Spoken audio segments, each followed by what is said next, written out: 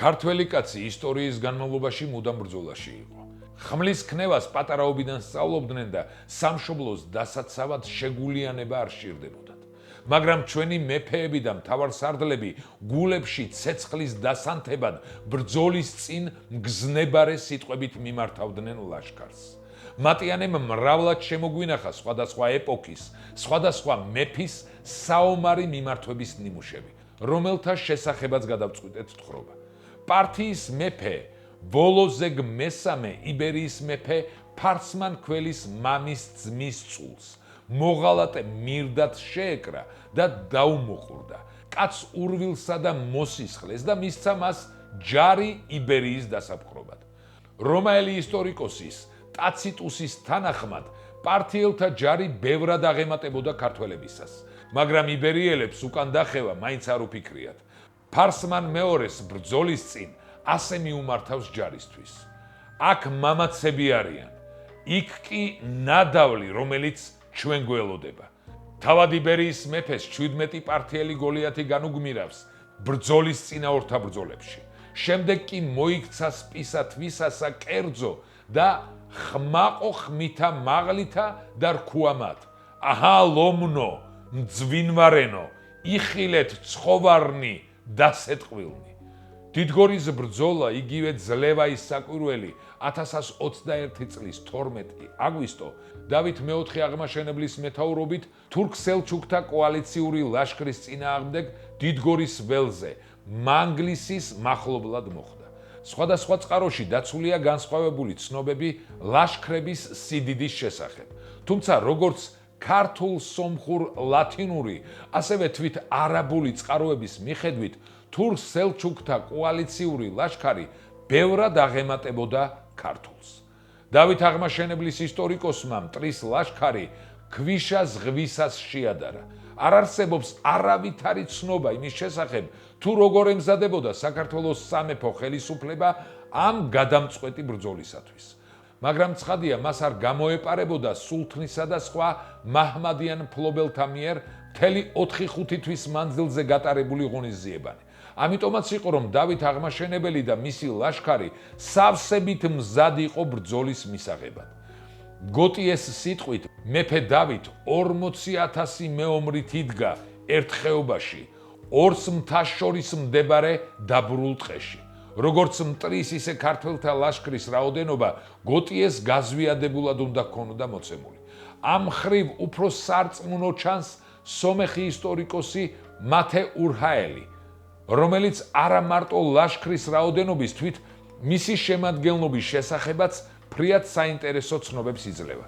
დავით მეფე წერს მათე ურჰაელი ბრძოლის ველზე მივიდა თურქთა ჯარების წინააღმდეგ 40,000 ძლიერი და გულადი კაცით და გამოცდილი მეომრით.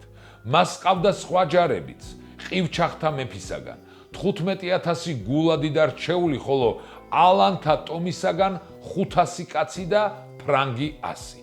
ასე რომ დავით აღმაშენებლის ლაშქრის რაოდენობა ამ ცნობების მიხედვით 56,000-იც კი არ ყოფილა. ქართლის ცხოვრება გადმოგცემს, რომ ომის წინ მეფემ შემდეგი სიტყვებით მიმართა ქართულ ლაშქარს. ეჰა მეომარნო ქრისტესანო, თუ ღვთის ჯულის დასაცავად თავდადებით ვიბრძოლებთ, არამედ თუ ეშმაკის ურიცხ მიმდევართა, არამედ თვით ეშმაკსაც ადვილად დავამარცხებთ და ერთ რასმეს გირჩევთ, რაც ჩვენი პატიოსნებისა და სარგებლობისათვის კარგი იქნება. ჩვენ ყველამ ხელების ცისკენ აღბყრობით, ძლიერ ღმერთს აღთქმა მივცეთ, რომ მისი სიყვარულისათვის ამ ბრძოლის ველზე დავიხოცებით და არ გავიქცევით და რათა არ შეგვეძლოს გაქცევა, კიდეც რომ მოვინდომოთ, ამ ხეობის შესავალი, რომლითაც შემოსულ ვართ, ხეთა ხშირი ხორგებით შევკარით და მტერს, როცა მოგვიახლოვდება ჩვენზე იერიშის მოსატანად, მტკიცე გულით დაუნდობლად შევუტიოთ. ამ სიტყვაში, რომელიც ძირითადად მოწოდებაა მაჰმადიანთა კოალიციური ლაშქრის წინააღმდეგ ქრისტიანთა თავდადებული ბრძოლისაკენ, ისტორიკოსებისათვის ბევრი რამ არის ღირსშესანიშნავი. აქედან ჩანს, რომ დავითის ლაშქარი დაბანაკებულა ხეობაში, რომლის ვიწრო შესასვლელიც ხეთა ხორაგებით შეუკრავთ. ამით მეფეს თავისი ლაშქრისთვის უკან დახევის ეს ერთადერთი შესაძლებლობაც მოუსპია. როგორც ჩანს, დავითს თავის ლაშქარში ჯერ კიდევ ეგულებოდნენ ისეთები, რომელთათვისაც მხოლოდ ღვთის სიყვარული თავდადებისათვის საკმარისი არ აღმოჩნდებოდა. უცხო ტომის ყივჩაღების მოლაშქრეებს კი არც ქვეყანა, საქართველო აღაფრთოვანებდათ მაინც და მაინც თავდადებისათვის. სწორედ ამიტომ სჭირდებოდა დავით აღმაშენებელს თავისი მებრძოლებისათვის უკან დასახევი გზის წინასწარ მოჭრა.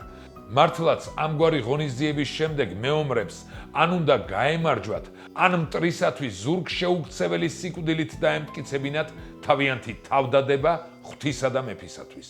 გიორგი მესამის მეფობის დროს ქართველები კვლავ განაგრძობდნენ ბრძოლას თურქ-სელჩუკების წინააღმდეგ საქართველოს საზღვრების განსამტკიცებლად. 1161 წელს გიორგი მესამემ ანისზე გაილაშქრა. ქალაქი აიღო და მისი მართვა გამგეობა ამირსპასალარ ივანე ორბელს მიანდო, ხოლო თანაშემწედ სარგის მხარგრძელი დაუნიშნა. ბრძოლის წინ, რომელშიც ქართველებმა ბრწყინვალე გამარჯვება მოიპოვეს, მეფემ ასე შეაგულიანა ქართველები: კაცნო, ძმანო, ერთსულნო და ერთრჯულნო, თქვენ კარგად იცით რამზომ კეთილარს სიკვდილი ქრისტესათვის და სამშობლოსათვის. გამორჩეული სიკვდილი თვით ბუნებითა მკვდართა სხეულთაგან. კარგად იცით რაოდენ უფრო სასახელო არს მხნეობრივ სიკვდილი, ვიდრე სიკვდილი სენითა განდნობითა, განლეულებასაშინა. მხოლოდ გმირული სიკვდილი არ გუნებს ვაჟკაცს უკვდავებას. აწფთოვანო ლომნო ჩემნო, ახივნეთ ლახვარნი და ჰოროლნი და ვუგმირნოთ ურწმუნოთა. მეფეს სიტყვა არ ჰქონდა დასრულებული, რომ ერთბაშად მოსხლიტა ცხენი ადგილიდან და თურქულ ათასეულებში პირველი შევარდა. ლომთა უმხნესი და არწივთა უმაღლესი. შამქორის ლაშქრობის დაწყების წინ მეფე თამარმა უხვი მოწყალება გაიღო გლახაკთათვის და საქართველოს ყველა მონასტერსა და ეკლესიას შეუთვალა დღედაღამ შეუჩერებლად ელოცათ. მეფემ ლაშქარს წინ წაუმძღვარა ჯვარი ძელი ცხოველისა. დალოცა ჯარი და შეავედრა ღმერთს. ბოლოს კი მიმართა მეომრებს. ძმანო ჩემნო, ყოვლად ნუ შეძრწუნდებიან გულნი თქვენი სიმრავლისა მათისათვის და სიმცირისა თქვენისა, რამე თუ ღმერთი ჩვენთან არის. იმ ომში ირანელმა სარდალმა აბუ ბაქარმა გაქცევით უშველა თავს. ქართველებმა განძის ბაღებამდე ზდიეს, მოწინააღმდეგეს. მეორე დღეს შამქორელებმა ქალაქის კლიტეები მოართვეს ქართველებს. მალე განძაც მათ დამორჩილდა. შამქორის ბრძოლაში ქართველთა ლაშქარმა დიდი ნადავლი აიღო.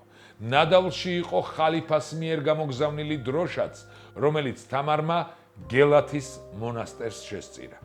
1301 წელს მცირე აზიის თურქთა სარდალ აზატ მოსე 70,000-იანი ლაშქრით შემოიჭრა საქართველოში. სამცხის ათაბაგმა ბექა ჯაყელმა უხმო ქვეშევდომთ. მესხებს, შავშებს, კლარჯებს, ყოლა არტაან კარნიფორელებსა და ტაუელებს, თმოგველებსა და თორელებს. ათაბაგმა 12,000 მხედარი შეკრიბა სამშობლოსათვის თავდადებულ ქართველთაგან რიცხ მრავალი მტრის საპირწონედ და ვაშლოვანში დადგა. მისი ბრძოლის წინა სიტყვა ასეთი იყო: ისმინეთ მთავარნო საქართველოსანო, ძმანო და თანამონათესავნო სიტყვა ჩემი. დიდმა და სახელოვანმა დავით აღმაშენებელმა დაამხო თურქთა ძლიერება და საქართველოდან ამოძირკვა მათი თესლი. მას შემდეგ დღემდე თურქს ფეხიც აღარ დაუდგამს ქართულ მიწაზე, ხოლო ახლა ისევ აღძრულან თურქნი ჩვენს წინააღმდეგ. მძვინვარეთ შემოიჭრნენ და აოხრეს ტაო, ტყვედ წაიყვანეს მრავალი ქართველი, მრავალი მოსყვიდეს პირითა מחვილისათა, ეკლესიები დაანგრიეს, წმინდა ადგილები შეგვიბილწეს, შეაგინეს და ახალი მაოხი ლაშქრობებისათვის გამზადებულა. აწისმინეთ ჩემი ტომნო და ერთნებანნო, შემოვიკრიბოთ ყოველი ძალით და შევუტიოთ თურქთა მხედრობას. არ დავანებოთ მტერს ჩვენი ოჯახები, ჩვენი შვილები, თავი დავდოთ ჩვენი ქვეყნისათვის. ვიბრძოლოთ, რათა ჩვენს გვერგოს ძლევა ისე ვითარცა ჩვენი მამანი მუდამად ძლევდნენ საქართველოს მტერთა მოსისხლეთა. ხრესილის ბრძოლის წინ იმერთა ჯარს საოცარი სიტყვით მიმართა 22 წლის მეფე სოლომონ პირველმა. შვილებო, ძმებო, ქართველებო, ჯერ არ შეგაკრთობთ მტერთა სიმრავლე. აკი ყოველთვის ასე გჭირდა ქართველთა. მუდამ ცირენი ამარცხებდნენ ჩვენი წინაპრები 10 გზის უმრავლეს მოსისხლეებს. დღესაც მარტონი როდი ვიბრძვით, არამედ ჩვენთან არც ძალი იესო მაცხოვარისა. მისი თანადგომით უნდა ვიხსნათ ჩვენი სამშობლო და ქრისტეს სარწმუნოება. მაშ მომყევით გულმხნედ და ვაჟკაცურად, ჩემო შვილებო. მეფის სიტყვით შთაგონებულმა ქართველებმა იმ დიდებულ დღეს 12,000 თურქი გაწყვიტეს, ხოლო 15,000 ტყვე დაიყვანეს. 1770 წლის 20 აპრილს ქართველებმა მეფე ერეკლეს სარდლობით სასტიკი ბრძოლა გაუმართეს ოსმალეთის ლაშქარს. მაშინ პატარა კახად წოდებულმა ჭარმაგმა მეფემ შერკინების წინ ასე შეაგულიანა ქართველების საომრად. გულოვანნო, მხნენო ქართველნო, ჩემო განუყრელნო ყოველსა საშინელებაში, ჩემი გულის ძმანნო, ეს ამისთანა გაჭირვებული ომი ჩვენს თავზე პირველი არ არის. კარგად გაარჩიეთ და დაინახეთ, რა სიკვდილის ლხინი არის დღეს. ვიომოთ სიკვდილამდის, ასე სიკვდილამდის, რომ ჩვენი ზურგი მტერმა ვერ აიხილოს. ეს ხომ ჯაბანთა წესი არის. თქვენ წინ გადაწყვეტით ვაღიარებ, რომ დღეს ან უნდა გავიმარჯვოთ, ან უნდა გამოვესალმოთ ჩვენს თავს და აქ უნდა გავწყდეთ. ჩვენს ცოლ-შვილში ხომ სირცხვილია დამარცხებით მისვლა. მერე რა პირს დაგვინახავენ ის ჩვენი კარგი დედაკაცნი, შავსა და დამარცხებულ პირსა. და თან გვეტყვიან, აბა ჯაბნებო, წადით დაიკარგენით ჩვენ გნითაო. აბა ჩემო გულის ძმებო, მინამ იმათ წინ ამ სირცხვილით წარვდგებოდეთ. გვიჯობს ჩვენს წმინდა სიკვდილზე ვაწეწინოთ თმები, ჩვენს დაქცეულს სისხლზე და ჩვენის მამულისათვის. მაშ ან გავიმარჯვოთ, ან გავწყდეთ ქართველებო. მეც ხომ აქა ვარ, თქვენ გენაცვალოთ თქვენი ერეკლე. ბრძოლა ქართველთა შეტევით დაიწყო. მტერმა ვერ გაუძლო დარტყმას და უწესრიგოდ იწყო უკან დახევა ხიდისკენ. თავხეებ გადახერხილი ხიდი ჩაინგრა და ასობით ოსმალ ლეკი თან ჩაიტანა ადიდებულ მტკვარში. მომხდურმა ბრძოლის ველზე 4,000 მოკლული დატოვა. დაღუპულთა შორის იყვნენ ოსმალთა კორპუსის მთავარსარდალი, რამდენიმე ცნობილი ფაშა და ბეგი. ერეკლემ თავად მოკლა ორთა ბრძოლაში ლეკთა ბელადი მალაჩილა, კოხტა ბელადი. თითოეული ეს სიტყვა არა მარტო ბრძოლის წინ გაისმა, არამედ ის შერჩა ქარებს, რომელიც ოდესღაც დაქროდა დიდგორზე, ასპინძაში, ხრესილზე. ქართული ლაშქარი მხოლოდ מחვილით არ იბრძოდა. მეფეთა სიტყვებმა მათ რწმენა მისცა, სირცხვილი უკან დახევის წინააღმდეგ და ღირსება გამარჯვების შემდეგ. მათმა სიტყვებმა შექმნა ხალხი, რომელიც სიკვდილს სიცოცხლეზე მაღლა აყენებდა. დაგვიწერეთ თქვენი აზრი ამ საკითხთან დაკავშირებით.